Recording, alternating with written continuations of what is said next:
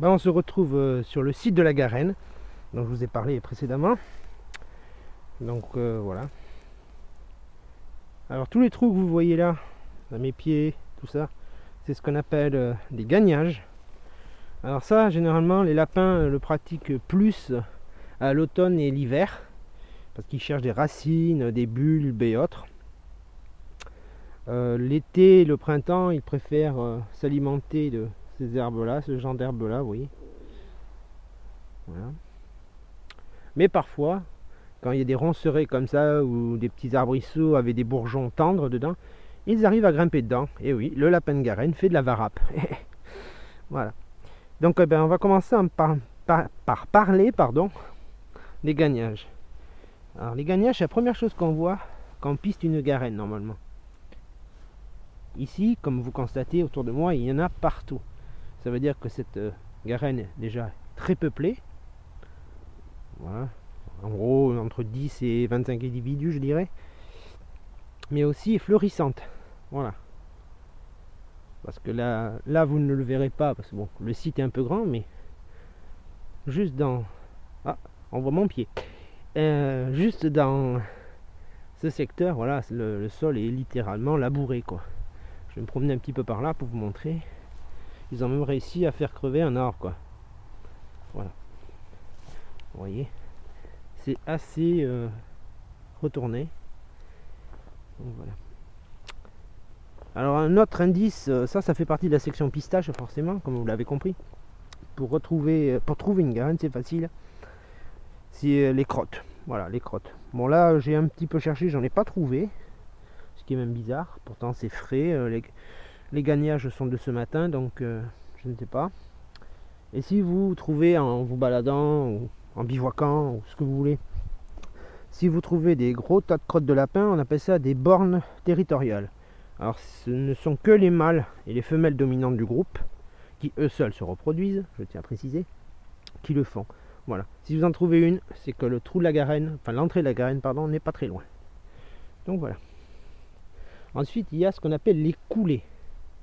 Alors une coulée, je vais vous en montrer une, même plusieurs, même parce qu'il y en a plusieurs. Par exemple ici. Alors je vais me baisser pour être au ras du sol. Vous voyez l'herbe comme elle est aplatie entre... Voilà. Ça c'est une coulée. Ici. On la suit. Voilà. Et ça mène sûrement à d'autres terriers qui sont un peu plus hauts là-bas dans ces roncerets. Donc voilà. Ensuite, on peut dire aussi que ici, ce passage entre les deux touffes que vous voyez est une coulée aussi. Voilà. Ici et là. Donc voilà. Ensuite, voilà. Il suffit de regarder un peu le terrain. Bon, c'est plus facile quand on est dessus, on va dire, que sûrement par vidéo, mais il y a des coulées partout, quoi. C'est vraiment une belle compagnie de lapins qu'on a par là-dedans. Là, je vais vous amener au terrier et après on va attaquer. Là aussi, vous en avez une, justement coulée. Voilà. Vous voyez, ça part de là, ça file tout droit là. Voilà. Je vais vous amener au terrier. Donc, l'astuce du piégeur, surtout, ne jamais marcher dans une coulée. Voilà. Parce que le lapin, comme beaucoup d'animaux sauvages, possède dans son petit cerveau, malgré tout, ce qu'on pourrait appeler une carte mentale. Je vais appeler ça une carte mentale. C'est-à-dire que le lapin connaît parfaitement son territoire, les ressources de nourriture, les points d'eau. Il ne boit pas beaucoup le lapin, à part l'été, quand il fait très chaud, mais sinon il s'abreuve en mangeant de l'herbe par exemple. Voilà. Les points d'eau, où se trouvent exactement ces terriers, que ce soit les terriers d'habitation comme celui-ci. En voilà un. Voilà, ici. Voilà. Ou comme celui-ci.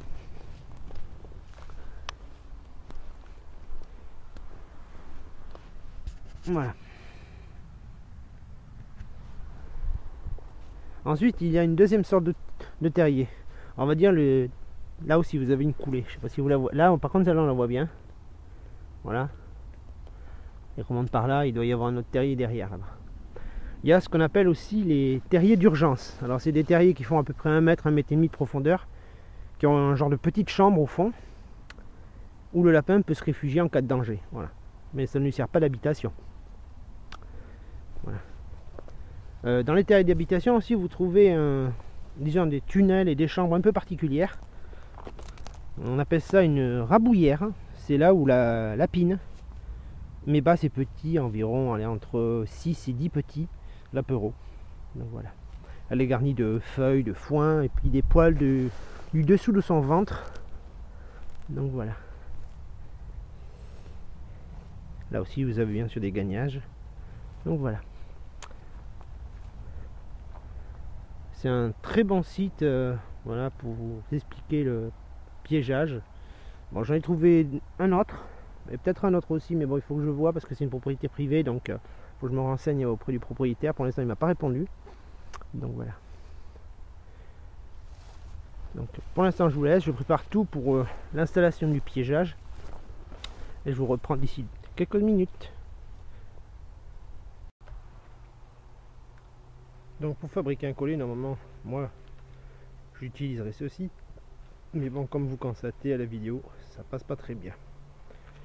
Donc, exit fil de fer, bienvenue paracorde. Alors, vous pouvez aussi fabriquer des colliers en paracorde. Mais bon, je vais vous expliquer 2 ou 3 trucs après. Donc c'est très simple, coller une boucle. Voilà, tout simple. Passer dedans, vous faites un lasso, vous l'accrochez, voilà, pardon, vous l'accrochez et hop, le lapin passe la tête dedans, quick, il est pris. Alors, vous avez bien regardez maintenant. Je vais enlever mon gant, bon, comme je m'en servirai pas comme collet, ça ne risque rien. Donc, je vais le passer autour de mon bras. Voilà. L'inconvénient de ces collets simples, on va dire, c'est que certes l'animal se prend, tire et commence à s'étrangler. Le problème c'est que dès qu'il tombe, disons dans le coma on va dire, la pression se relâche. Le flux sanguin et la respiration reviennent et c'est reparti pour un tour. Et ainsi de suite jusqu'à ce que l'animal tellement fatigué décède. Donc c'est pas l'idéal. Voilà. C'est pour ça que moi les collets simples, rustiques comme ça, posés au sol, je trouve pas ça voilà, très très bien. Donc moi ce que je fais un premier collet. Vous avez vu ma boucle, machin, ci et ça. Ensuite je resserre ma boucle comme ceci et je passe l'autre bout dedans. Voilà. Et je serre. Ça fait un point de serrage supplémentaire. Et là je peux vous assurer que même au sol, si le lapin se prend dedans, vous voyez là je relâche la pression et la pression continue. Vous voyez la différence. Donc l'animal va mourir, ça c'est sûr. Sachez quand même que avec ce type de collet, pour qu'un lapin s'asphyxie, il faut à peu près 3 minutes. Je vous laisse y penser.